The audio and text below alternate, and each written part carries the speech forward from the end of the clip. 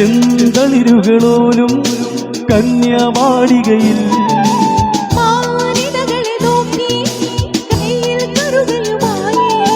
വരം നേടുന്നു, സ്വയം വരം കൊള്ളുന്നു.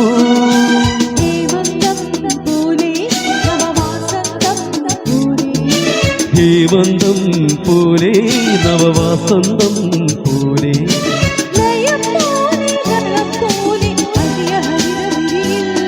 പൊൻവീണെ എന്നുള്ളിൽ മൗനം വാങ്ങൂ.